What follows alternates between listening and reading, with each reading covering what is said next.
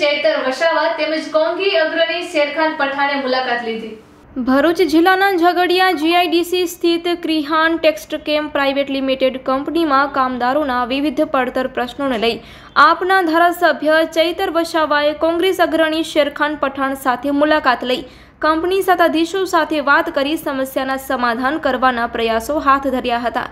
Jhagadia GIDC સ્થિત ક્રિહાન ટેક્સટકેમ private limited કંપનીમાં કામ કરતા કામદારો દ્વારા ધારાસભ્ય ચૈતર વસાવાને સુરક્ષા કાર્ય બોજ સહિત વિવિધ રજૂઆતો કરવામાં આવી હતી, જેને ધ્યાને લઈ ધારાસભ્ય ચૈતર વસાવા અને કોંગ્રેસ અગ્રણી શેરખાન પઠાણે તેઓની ટીમ સાથે ઝઘડિયા જીઆઈડીસીની ક્રિહાન ટેક્સટકેમ કંપનીની મુલાકાત લીધી હતી। તેઓએ કંપની સત્તાધીશો સાથે કામદારોના શોષણ મુદ્દે તેઓને સાથે રાખી વાટાઘાટો કરી હતી અને સ્થાનિક કામદારોના પ્રશ્નનું નિરાકરણ લાવવાના પ્રયાસો હાથ ધરવામાં આવ્યા હતા। તેઓએ આ રીતે અન્ય કોઈ કંપની પર કામદારોનું શોષણ કરતી હોય તો તેઓનો સંપર્ક કરવા જણાવાયું હતું।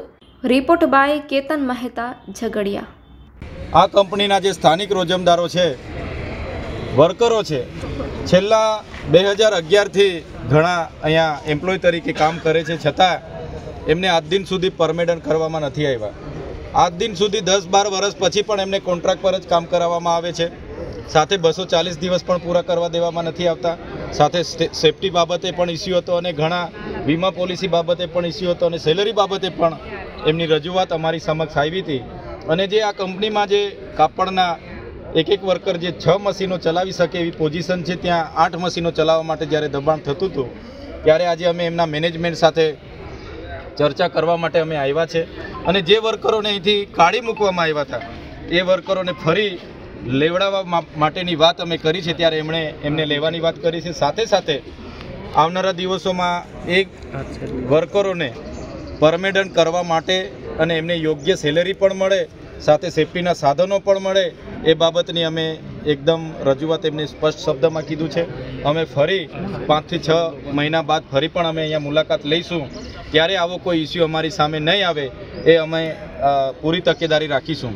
સાથે સાથે આ તમામ જીઆઈડીસીની જે પણ કંપનીઓ છે એ કંપનીઓના માલિકો આ વિસ્તારમાં 2-4 આગેવાનોને સાચવી લે છે અને એના ઈશારા પર અહીંના રોજમદારોનું શોષણ કરવામાં આવે છે, એમ્પ્લોયનું શોષણ।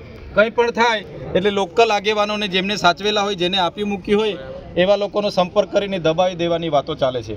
ત્યારે અમારી પાસે જે પણ કંપનીઓની આવી રજૂઆતો આવશે એ કંપનીઓ પર આવનારા દિવસોમાં અમે જઈશું। આજેથી અમારું કાઉન્ટડાઉન ઝઘડિયા જીઆઈડીસીમાં ચાલુ થયેલું છે। આવનારા દિવસોમાં આપણા માધ્યમથી પણ બધાને કહીએ છીએ અમે, જે પણ લોકો સાથે કોઈ પણ કંપનીના માલિકો શોષણ કરતા હોય, જેમને પણ ન્યાય નહીં મળતો હોય, 12 કલાક કામ કરાવીને દાળિયા મજૂરની જેમ કામ કરાવતા હોય, ગુજરાત સરકારના શ્રમ નિયામકના જે પરિપત્રનું ઉલ્લંઘન થતું હોય તો એવા લોકો અમને મળે અને અમે ચોક્કસ એ કંપની પર અમે રૂબરૂ આવીશું, ગ્રાઉન્ડ પર આવીશું અને એમના મેનેજમેન્ટ સાથે વાત કરીને એ રોજમદારોને કાયમી પરમેનન્ટ કરે, એમને યોગ્ય સેલેરી મળે અને એમની સ્કિલ વધે અને આવનારા દિવસોમાં એને કંઈ પણ થાય એની જવાબદારી કંપની સાથે રહે એવા પ્રયાસો આવનાર ભવિષ્યમાં અમે કરીશું। અમે લોકો અહીંયા આપણા સૌના ધારાસભ્ય ચૈતરભાઈ વસાવા સાથે આ ક્રિહાન ટેક્સટકેમ કંપનીના જે યુવાનો સાથે અન્યાય થયો હતો એમની રજૂઆતોને સાંભળીને આજે આ કંપની પર અમે મેનેજમેન્ટને રજૂઆત કરવા માટે જ્યારે આવ્યા છે, ત્યારે આ કંપની દ્વારા યુવાનો સાથે અન્યાય કરવામાં આવતો હતો। 6 મશીન ચલાવતા હતા, એની જગ્યા પર એમને પ્રેશર કરીને 8 મશીન ચલાવવા માટે પ્રેશર કરવામાં આવતું હતું। એ બધી જ પ્રથાઓ આજે અહીંયા ધારાસભ્યશ્રીએ રજૂઆત કરીને બંધ કરાવેલી છે। એ યુવાનોને 6 મશીન પર કામ કરવા માટે કંપની તૈયાર થઈ છે। એમના સેફટીના પૂરા સાધનો પણ એમને આપવામાં આવશે, એમનો ઇન્સ્યોરન્સ પર આપવામાં આવશે।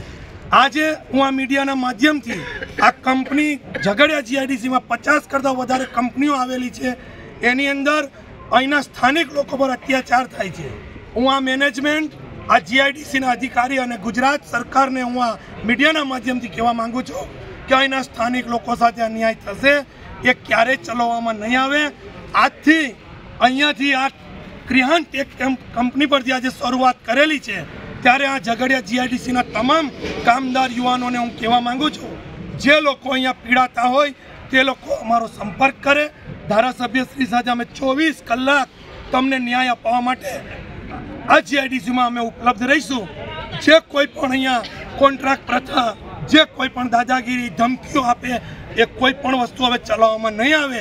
હું આ મીડિયાના માધ્યમથી કહેવા માંગુ છું.